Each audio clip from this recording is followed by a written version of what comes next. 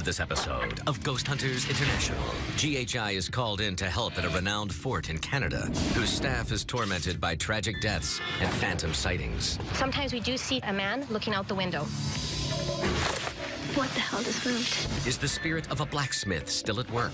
Did you hear that? Or a deceased guard, unable to let go of his duties? What the hell was that? Later, GHI enters the gates of hell, where an air tram traverses a land of forgotten bloodshed and hardship. It's estimated that approximately 3 Chinese men died for every mile of track laid down. Cigarettes moved? No way. And they reach men worked to death on a railway. I thought I just saw something moved. The hell was that? What eerie evidence did the team uncover? Whoa. You're kidding. Wow.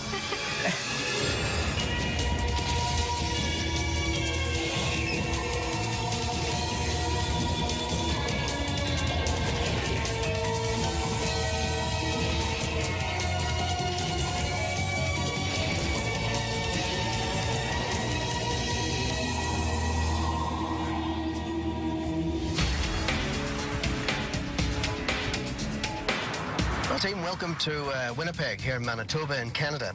We have a great case coming up, and Susie's going to give us that download. Well, guys, we're going to be heading over to investigate Lower Fort Garry in Manitoba.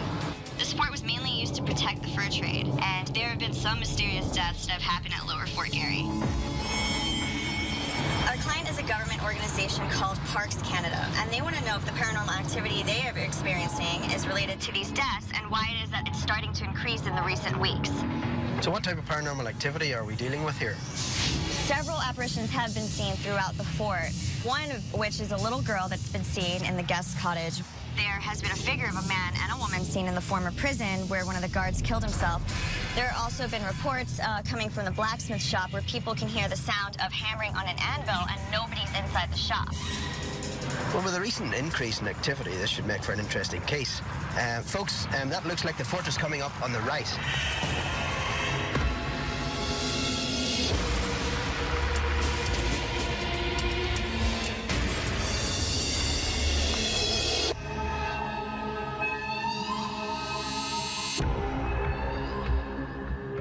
Hello, Carolyn. Hello, bonjour. Welcome to Lower Fort Garry.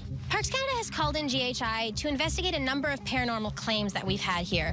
We have a number of visitors that come through the site, as well as staff that work here year-round, and we are a little concerned for their safety, and we'd like to know exactly what's going on and why these sightings have increased in the last few months.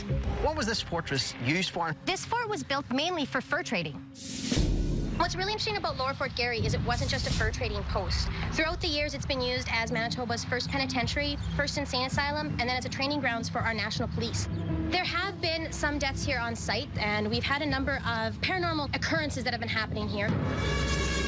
Now, what are the claims of activity in the fortress? Well, we've had a number of sightings in the fur loft, which is the building across from us there. We used to have security guards that roamed the site, and in one occurrence, he actually heard someone upstairs, and when he went up to investigate, he saw a person in historic costume. Him figuring it was a staff member that had gotten locked in the building asked the man to leave, but when he went to escort the man down the stairs, the man actually turned around and walked out the wall. So, Carolyn, Susan had indicated to us that in the blacksmith shop, there have been sounds like metal being hit on top of an anvil. Now, we're led to believe that there was an explosion that killed someone? Yes. The story goes that they were storing ammunition there. The good blacksmith brought his son in to teach him how to blacksmith, and we figure his son must have been blacksmithing, hit the nail or the steel, caused a spark, caused an explosion, and both of them did perish inside there. We've also had a number of different sources of activity in the warehouse. It's been used as an insane asylum and then a penitentiary. So the one big story from there is Thomas Slack. He was a jailkeeper when the prison was here, and he worked there until he went insane, and he killed himself. The sightings that we've seen in there actually have been from both inside and outside. Sometimes we do see a man looking out the window. One night, myself and another girl were walking past the warehouse building, the first window on the 3rd floor. I saw a man's shadow looking out the window at us, and he moved. And I didn't say anything at all because I thought just that my mind was playing tricks on me. And then the next morning, I heard my girlfriend telling somebody that she had seen a man in the window looking at us. So then we were both completely freaked out. So we'll head out to the guest cottage. It's just outside the walls here. This was actually used as a sick house for children with tuberculosis. The children were sent here when they were diagnosed so that they wouldn't infect the rest of their family, and many of them died while in the house here. When this was being restored, the restoration crew was in here setting up, and they left it one evening almost ready to go. But when one of the gentlemen came back the next day, he found the house in shambles. Things were strewn about, there was things broken, and he actually heard a small girl crying. In the rocking chair that we have behind you here, the small girl was sitting there crying, and the man was very upset, so he went to go get his coworkers, and when he came back, the girl was gone. Okay, Carolyn, well, we'll get started, and we'll see you in a few days with some answers. All right.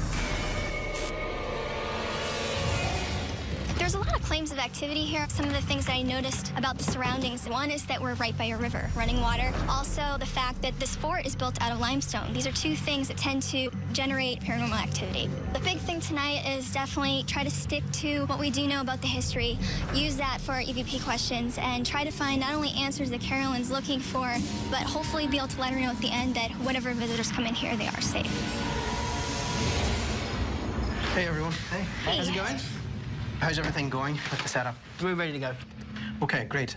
We have our client wanting to know who is here. We still have to figure out if there is something here to begin with before we can actually give an identity to it. So I think for all of us, stay rational. Hopefully something will come out of this that we can bring to her that's solid evidence of either paranormal or not, and we're not just adding to the stories. Well, with that said and done, let's grab our stuff and get those lights out.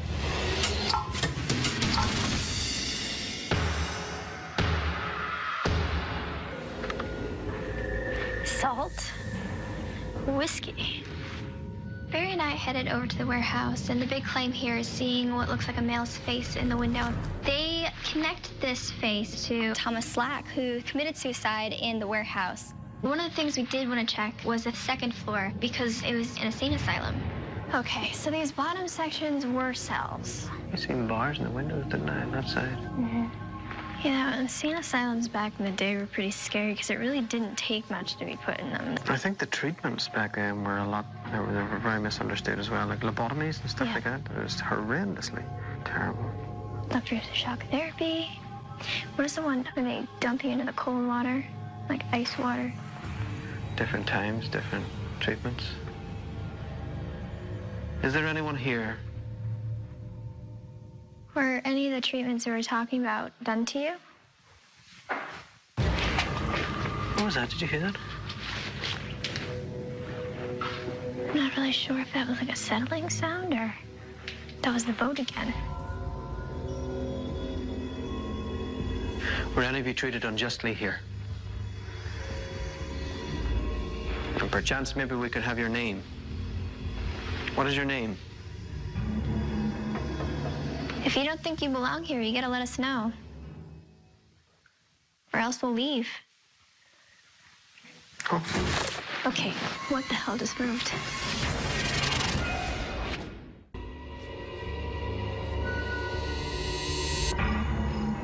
If you don't think you belong here, you gotta let us know. Or else we'll leave. Oh. Okay, what the hell just moved? Sounded like one of those boats. Chris and I were investigating in the warehouse, and that's whenever it sounded like the boat at the far end of the room moved. That freaked me out a little bit.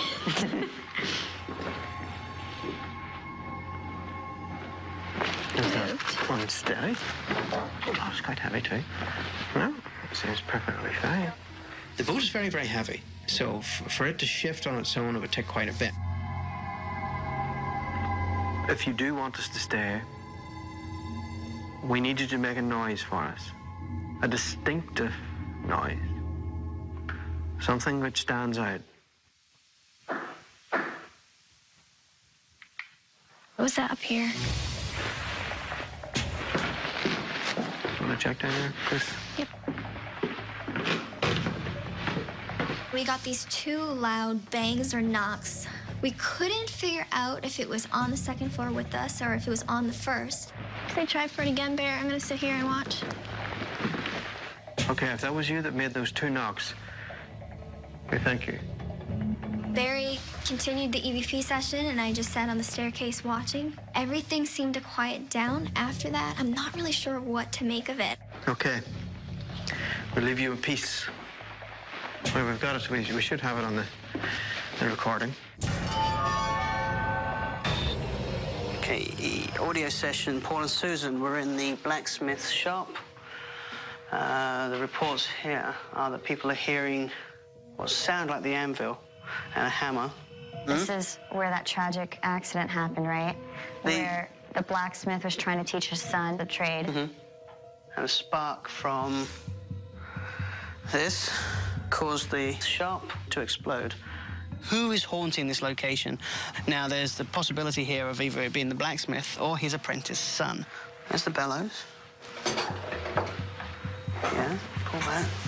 And we decided that it might be a good opportunity here to actually light the furnace. Use the bellows, heat up some metal, doing what a blacksmith would do.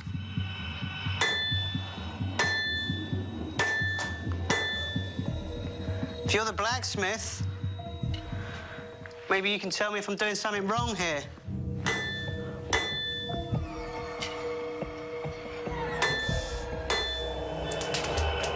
As a blacksmith, this was your trade. This was your skill. And you blew up your shop.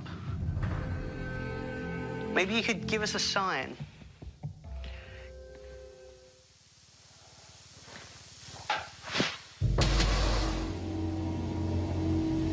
What was that? Oh, I heard that too. I thought it sounded like something dragging almost. Yeah. During the investigation, I heard what sounded like a dragging sound coming from the area where something...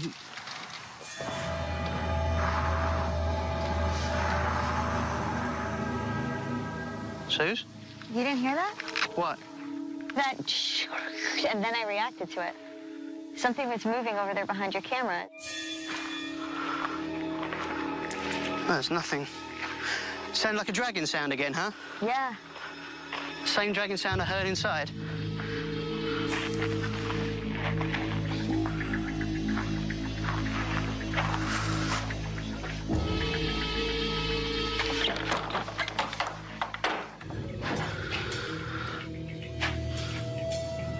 I mean, weren't the bellows fine? It could.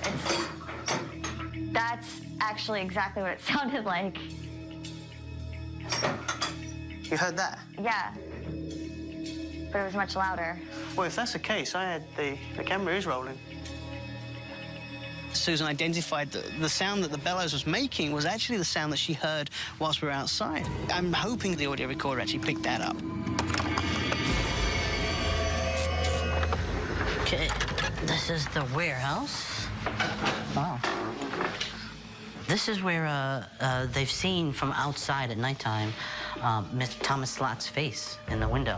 Oh. And upstairs is where supposedly he killed himself. And this is the attic where it happened.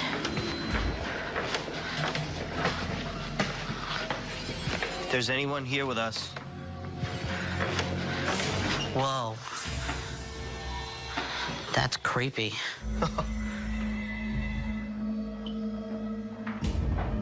We'd like to speak to anybody that still resides here. Mr. Slack, don't be afraid of us. Can you give us a sign that you're here, Mr. Slack? Can you make a loud noise?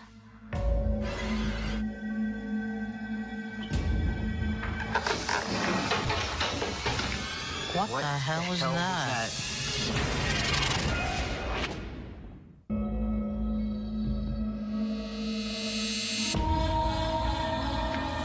Mr. Slack, don't be afraid of us.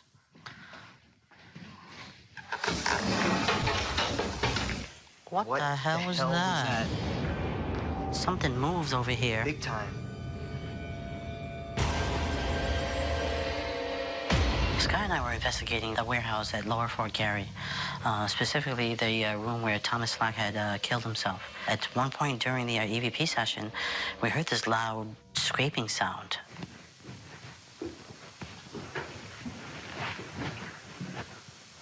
That's weird. That is weird. Joe, try to move a couple things around. Let me see if I hear that again. We tried to look for the source of the noise. That's exactly what it sounded like. I know. But what the hell moved that? There's nothing over here. And this was very solid when we got here. It still is. It sounded exactly like the noise we had heard inside the room where Mr. Slack had killed himself. Mr. Slack, did you do that?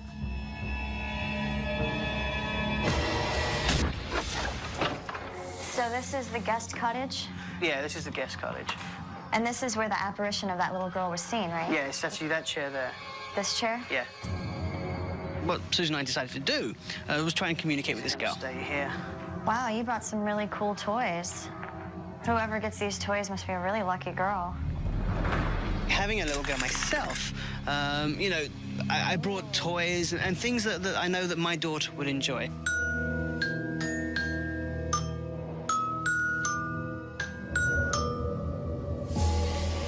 You know, actually, so just keep going.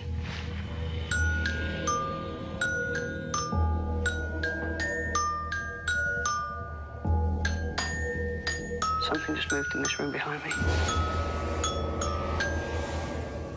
Is there someone in here with us?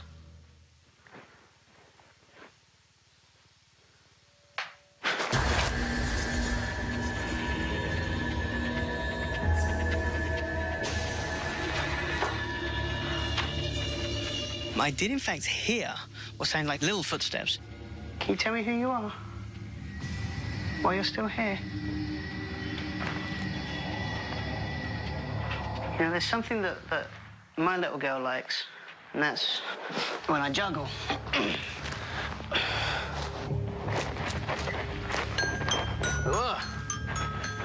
Susan and I decided, you know what, we've been here long enough. We've given whoever the chance to come forward. Let's see if she does it on her own. These toys were brought for you. We set them on this black paper where we outlined all of the toys to see if maybe they would move throughout the course of our investigation. Let's see if she decides the toys are for her, and see if she does, in fact, decide to play with them.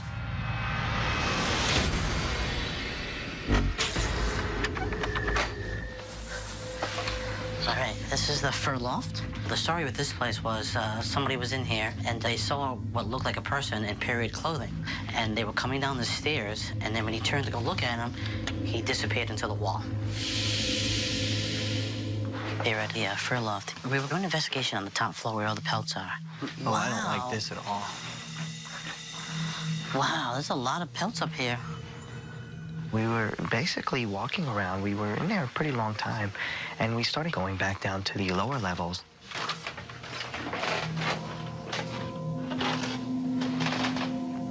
Back up again. Sorry. When I came down the stairs, I thought I saw what looked like a head or a face, but it looked like it just peeked around the corner. Hello? We don't mean you any harm. We just want to find out your identity.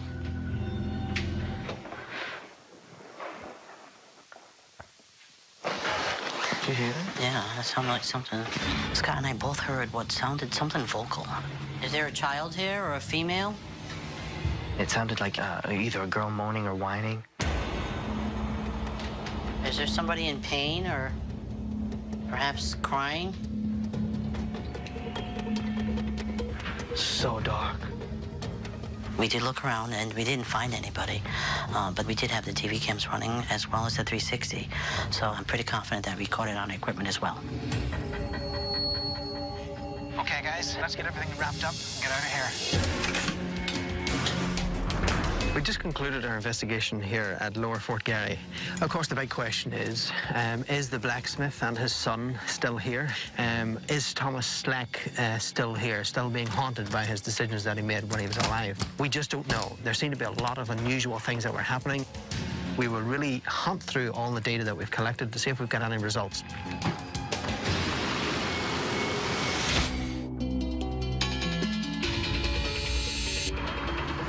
Okay, guys, now listen to this. I've got a piece of DV footage, and this was when Scott and I were in the warehouse, and we were up on the 3rd floor where Thomas Slack committed suicide. And just outside the room, we hear this big scraping sound, and it scared the crap out of us. Give it a listen. It's pretty loud, so you don't need headphones.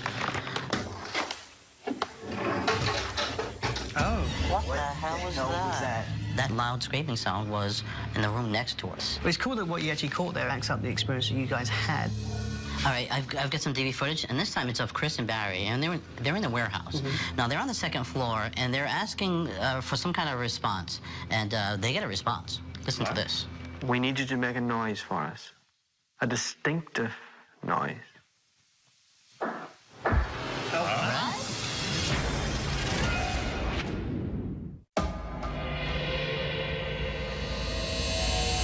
Carolyn, thanks for coming to meet us again. Thank you. You told us many stories, and all of those stories we wanted to look into. And over the course of the investigation, we had some personal experiences. Paul and Susan were investigating in the blacksmith shop. Okay. And they both heard what sounded like something being dragged across the floor. We want to let you hear that for yourself. Wow. Now, you were able to hear that? Yes. Actually, it sounds like something might have hit the anvil, too. The next pieces we're going to show you actually happened to Barry and I. Okay. And we were in the warehouse. And we start doing some EVP questions. Okay. We need you to make a noise for us. Something that stands out. Wow. Yeah. Someone knocked on something. That was clearly 2 in a row. That's not a creaking building sound. No. Wow. Now, we do have another piece we'd like to show you. This is actually Joe and Scott. And they were also in the warehouse on the 3rd floor in the room where Thomas Slack supposedly committed suicide. What the hell was that? It sounded like something falling down. It did. They weren't really sure where the sound was coming from. Wow, okay. But this wasn't the only place that objects were moving. Down in the guest cottage, Paul and Susan were investigating down there, and they were trying to reach this spirit of a child that was said to be there. So what we did, we set up some trigger objects, dolls and toys and things, on a black piece of paper. And all of those were all marked off. Okay. Now here you can see the hair on the child. It has moved up about an inch and a half. Yep. Something unusual has happened in that the hair on the doll has moved. Yeah. That's really, really interesting. This is one of those situations where we are seeing enough that's strange and enough that needs to be looked into more. There's definitely signs of paranormal activity. That's something that we felt too, and that's exactly it and why we called you in. But we don't feel that it's going to be any way threatening toward the public or the staff. It has been a great pleasure to meet you, and we wish you the very best. Yourself as well. Thank you so much for coming out. We really Thank you for appreciate having it. us. Hope you have a good time. Thank you. After hearing the findings of GHI, it's actually very relieving. They're not worried about any sort of threat or any danger here, which does help with Parks Canada when we have so much staff and visitors coming through. So GHI has definitely allowed us to breathe a little easier. Carolyn seemed very happy with what we had brought her. She really did. Yeah, she seemed comforted as well. Yeah, and the visitors are coming there, and they're going to be safe as well. I don't think I've ever seen so many dead animals in one place. Yeah. Maybe we were hunting dead bears. Could have been. I don't know how we can crack up a conversation with a dead bear. Could have brought the cookies. Yeah. Or honey. Bears like honey, right? Well, there we go. And let's get the rest of the team and getting away.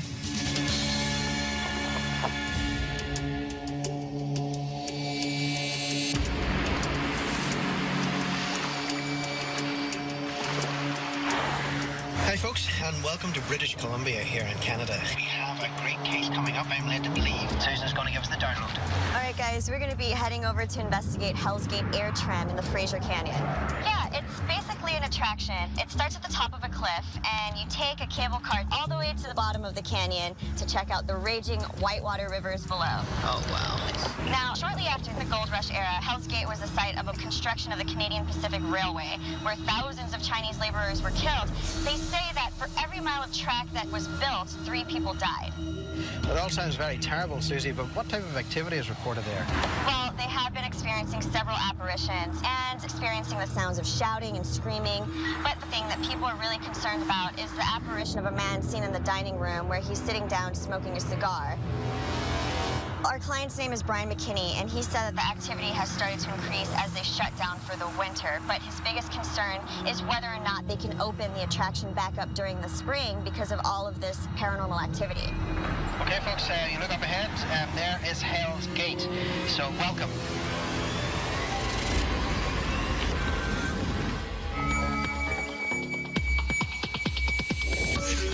Brian, how are you? Hey, good to see you. Nice to meet you guys. Thank you. Yeah, Hi. Brian McKinney. Welcome to Hell's Gate Air Tram. Boy, we've been looking forward to having you guys here and getting to the bottom of what's been happening at Hell's Gate over the last few years. The reason I called GHI was I've worked here for a lot of years, and this place has always given me the creeps. We know that there's something here. Always having that feeling of not being alone and just not knowing if it meant harm. There's definitely more questions than answers. So we're hoping that GHI is gonna unearth the truth and shed some light on what's going on here. You know, Hell's Gate is definitely one hell of a name for location. So how did that come about? Well, Hell's Gate was actually given its name by the early explorer Simon Fraser. He chronicled his journey as he made his way downstream and later wrote in a journal that this was a land where no human being should ever venture, for surely we have encountered the gates of hell. The late 1800s came the beginning of transportation. Construction got underway with the Canadian Pacific. That was a time of dramatic change in the canyon again because literally thousands of workers were brought in, imported, many of them from China. And it was dangerous work. Many people died during the construction of that line. So what types of paranormal experiences have people been having here? Things such as like product falling off walls, banging on walls, footsteps, voices. One particular story that really kind of even makes my hair stand up is a guest reported to have seen a dark shadow figure underneath the deck down here. And this dark shadow had these two fierce-looking Doberman Pinscher dogs with these deep red, bloodshot eyes. Last season, a guest came and brought their dog with him that day. And when they got off the tram ride, I saw the whole thing go down. The dog was off leash and it ran directly to the spot where they described these dogs and this dark energy. And the dog literally started fighting in midair with what would appear like another animal. It was the most frightened I've ever seen a dog in my entire life.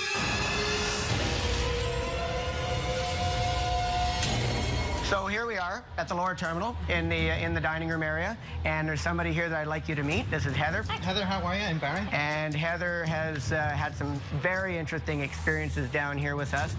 We've been researching this property for the past 4 years, and it is by far the most intense place we've ever visited.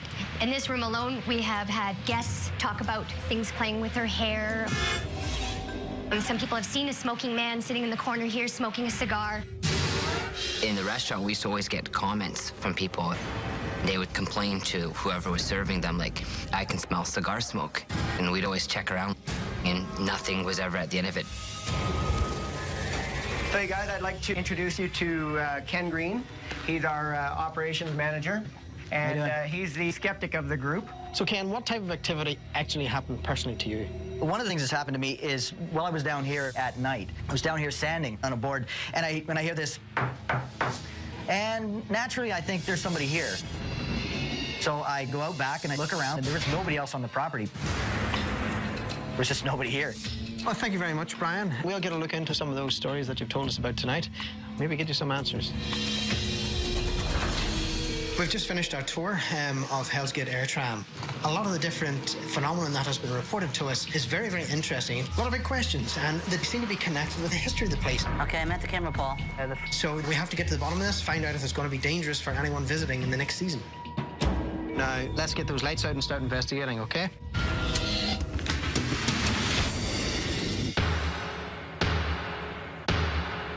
All right. So in the dining room, we have three main claims. The guy, the smoking guy. Yeah. Smell of cigar smoke, and then the women who claim to have their hair pulled. When Barry and I came in here, we figured the best thing to do was to sit down at a table because from what we were told, people would be in here and they'd be having their lunch, and they'd look over and find this man sitting at the table in the corner of the room. Sir, do you know that it's illegal to smoke inside a building now?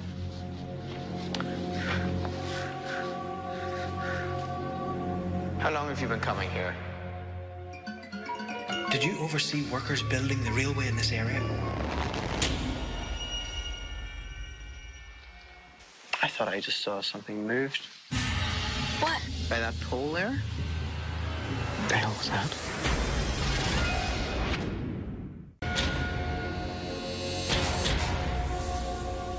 I thought I just saw something moved. What? By that pole there? What the hell was that? Chris and I were investigating the dining room at Hell's Gate Air Tram. This is the area where a gentleman has been seen smoking a cigar. I can see the DVR camera just about, but it was more defined than that. It was wider. Yeah. It was taller than the DVR camera. Okay. So it would have been about the height of a person. I went behind the pole. If you just walk through the room, can you do that for us again? There's no reason for you to be afraid of us.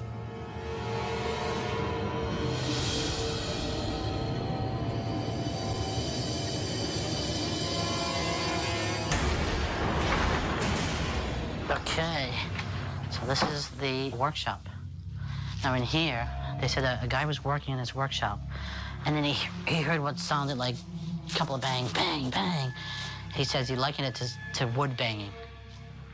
Get this equipment. That's a pretty big workshop. It is big. Is anyone in here with us? Hello? Okay, who's down here? My name is Joe. It's my friend Scott. Hello? Oh, that's weird. It's a little strange. Wow.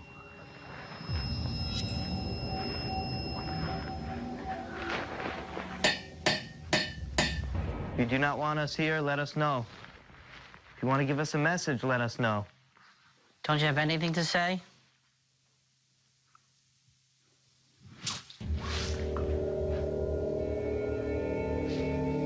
Felt like something just touched the back of my pant leg, but I don't know.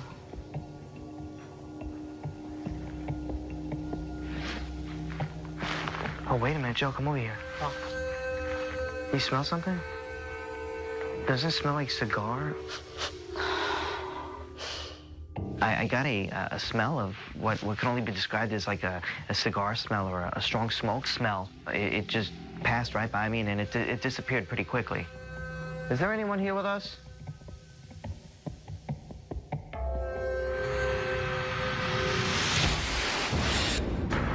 A cigarette and a lighter. Susan and I started to investigate the dining area. We were obviously looking for this smoking man. Who was he? Why is he here? We were using a trigger object. So we basically placed a lighter and a cigarette on a table. Now, if they move, we got it on tape. Now, feel free, whoever's in here, feel free to help yourself to a cigarette. Maybe you like to smoke after a long day working on the railroad. Why don't you give us a clue as to who you are and why you're here?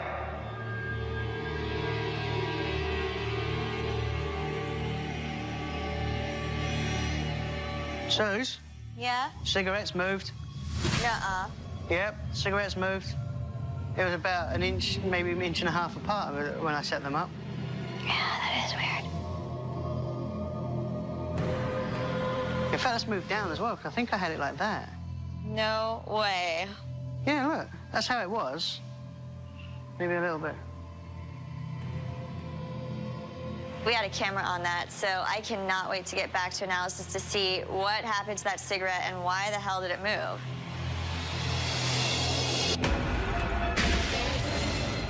So Brian is saying the guy was standing like right about here, right, with the dogs? Holding the two dogs, yeah. Ooh.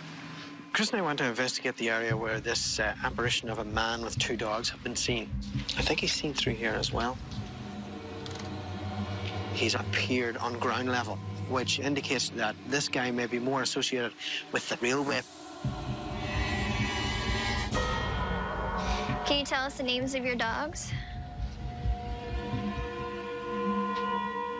Were you here during the gold rush times?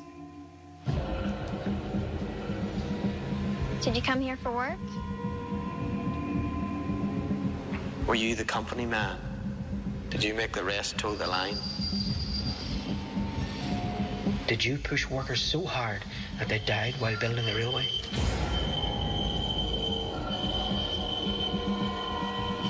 Well, if a man with dogs hasn't got the balls to show himself, well then, there's not much more we can do about it. No.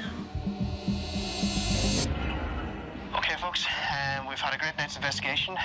Let's get everything wrapped up and get ready to go. We just finished our investigation here at Hell's Gate Air Tram. It seems to have been an interesting night. The big questions, are any of the entities here really damaging to the people who work here and, of course, the visitors coming next year? So it's going to be interesting to see what comes out of analysis.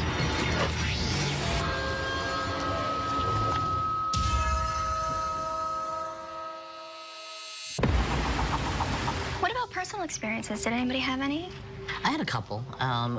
Scott and I were investigating the workshop, and I was facing the wall with all the tools on it, and I felt as though somebody brushed by me, and it moved my wallet. So I looked, and when I did that, Scotty leaned over from where he was, and when he leaned over, he could smell what smelled like cigars. It passed in front of me, and it disappeared within like a minute. I couldn't smell it again. Right. Now, that's pretty cool. However, I want you guys to look at this. Susan and I were investigating the dining area using a trigger object. We used a cigarette and a lighter. We placed it on the table. We had a camera on it. Okay. Okay. All right.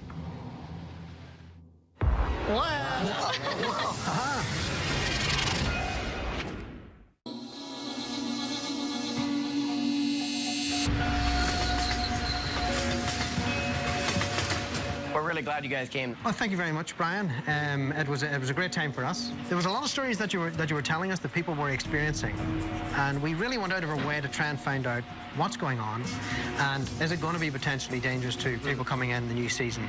So those were the big questions that we wanted answered coming into this. But of course, like most times, we do experience some really unusual things, and we call these personal experiences. For example, Chris and I were investigating in here, and just over to the left, this dark shadow moved from left, moving across to the right, and disappeared behind one of the posts. We had cameras pointed in that direction, but it wasn't able to capture any of the activity.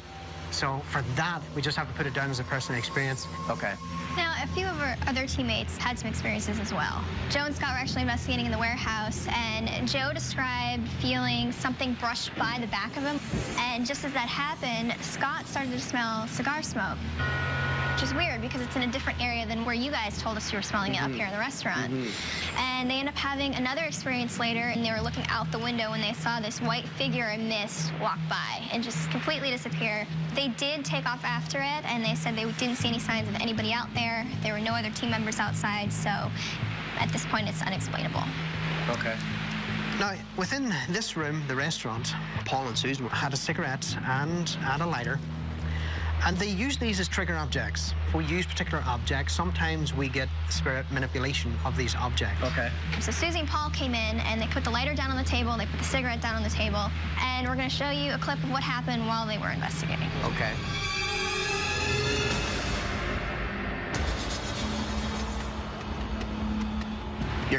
You're kidding. Wow. Yeah, as if someone's rolling it. You know, it's one thing to go one way, but for it to go back? Yes. So that one caught us. So, is there any danger here? Do our guests or our staff have anything to fear? If there is something here, none of us felt threatened.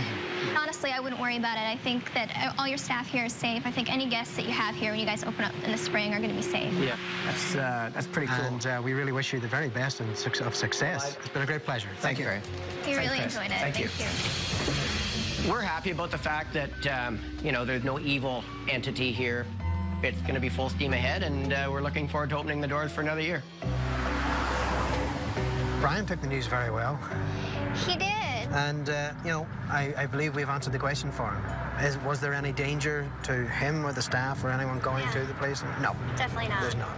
What was moving the cigarette is open to debate. Yes. And further investigation, I'm sure. I, for one, will not be down that cable car again. But...